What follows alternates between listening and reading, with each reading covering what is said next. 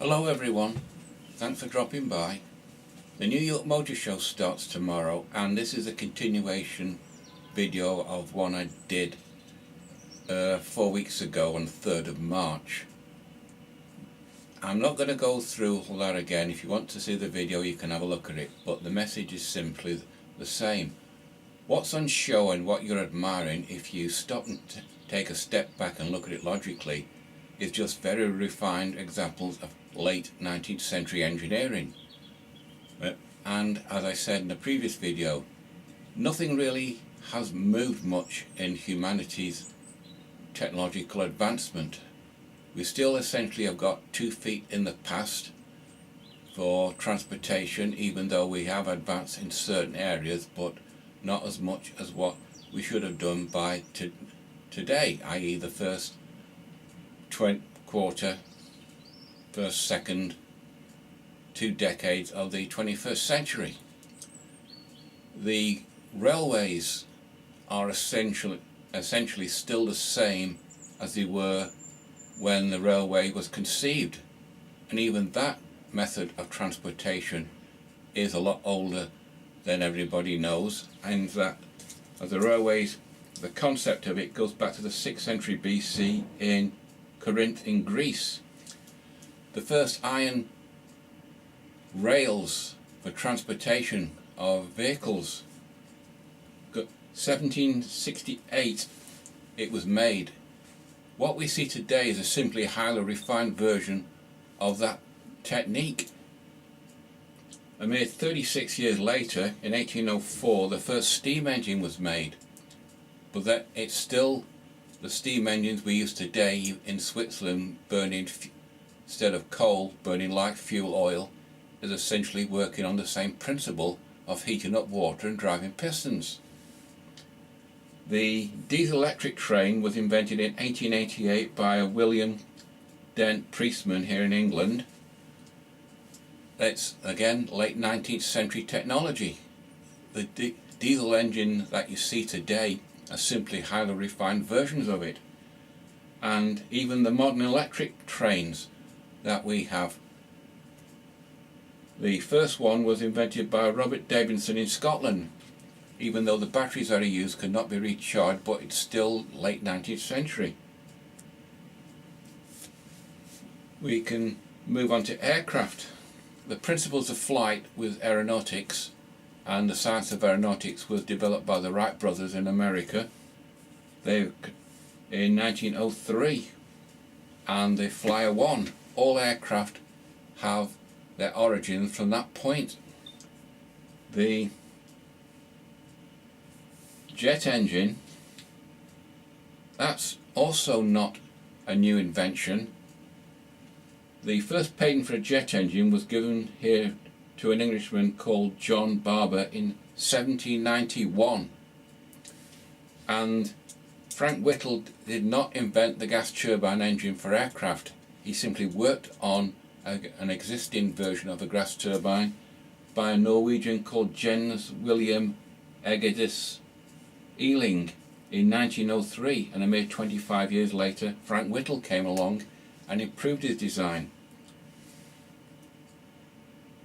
The maritime propeller was invented by a guy called Josliffe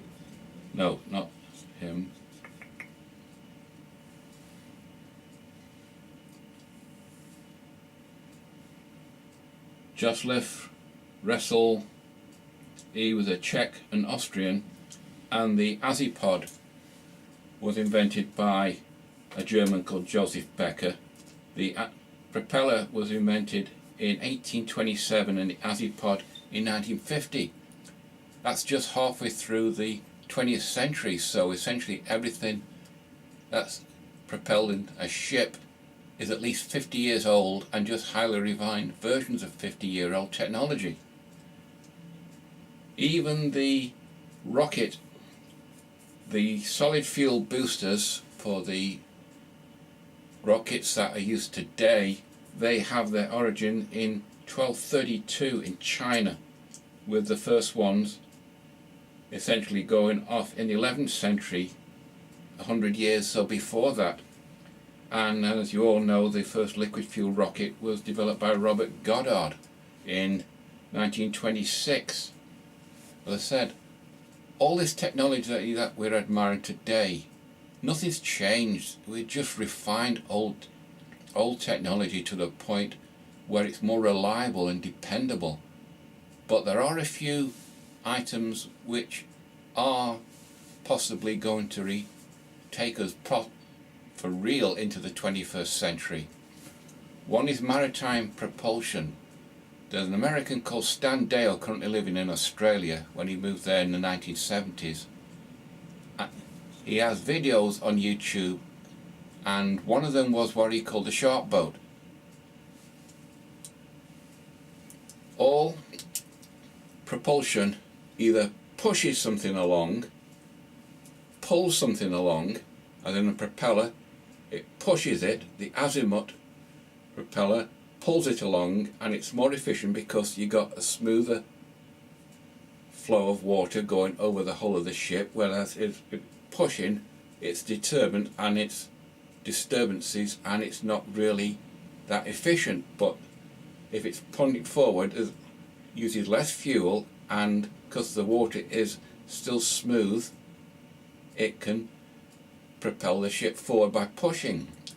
Stan Dale though has what's called, I said, a shark boat, in that instead of going that way, the jet of water goes that way and it's sucked up there to create a toroid. The basic fact that I can see is, say it takes 10 ergs of energy to push the ship from A to B, and you recycle say 3, you're only really needing 7 ergs of energy. There is no bow weight here. If you look at it from a God point of view, you see the like concentric waves coming out. The ship will go back at first, and then it'll start to go forward, and it's just recycling the energy, requiring it to go forward. There's no rudder required at all, so you can make that more efficiently at the end. That's one of the methods of this possible true 21st century technology for maritime propulsion. For space, the American Space Shuttle was supposed to have been the most advanced craft ever to fly in space, but really it was a compromise, because NASA was originally going to have a manned vehicle take a smaller vehicle up into the upper atmosphere, and then that would go off into space. But as one NASA technician engineer I read said, NASA wanted a Cadillac, but really they got a Chevy pickup. And the reason that the shuttle was the design it was because the cargo bay was designed to occupy the space required for the US military satellites, whereas the smaller craft that NASA was originally going to have was just a too small a bay. But the compromise was the shuttle rode into space on a stick of dynamite with 2 lit firecrackers each side, with the result was a Challenger tragedy in the late 1980s, or was it 90s, wherever, and that more or less signalled the end of the American Space Shuttle program. They're still using the existing rockets, which is essentially just a pipe with a combustion chamber at the end and expelling gases. In the air you carry all your fuel and all your oxidizer. Those of you with long memories will remember in 1982 a thing called Hotel, developed by an English guy called Alan Bond, which instead of using a internal liquid oxygen that uses the air, oxygen in the air to climb to Mach 5 or so before it switches to rocket power. Hotel didn't get developed much, but they've got another one called Scaleon, which is being developed, and that is designed to go into orbit.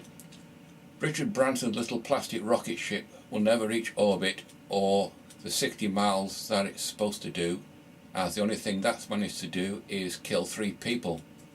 But Scaleon is a distinct advantage over the conventional rockets, as it's a single stage to orbit. Now this isn't in the same league as moving into science fiction, the concept of Star Wars, where the craft is lifted up by repulsors, repulsing the gravity of the planet, and high thrust ion engines. But that's sometime in the future.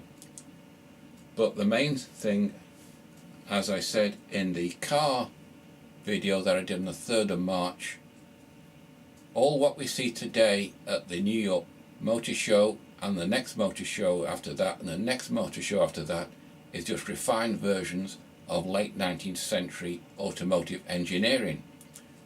The railways, the ships, rockets are also refined versions of old technology. We've not moved very far as it is, and we've still got both feet in the past, and you could say that for nearly all the technology that surrounds us. Everything is just refined old inventions, and nothing is getting invented that's new and that's groundbreaking and goes into new directions. Humanity hasn't gone very far in 1,000 years, and unfortunately none of us will be alive long enough to see humanity really get going with new inventions and new developments, because all I can see for space travel and air travel now is just variations of what we have today.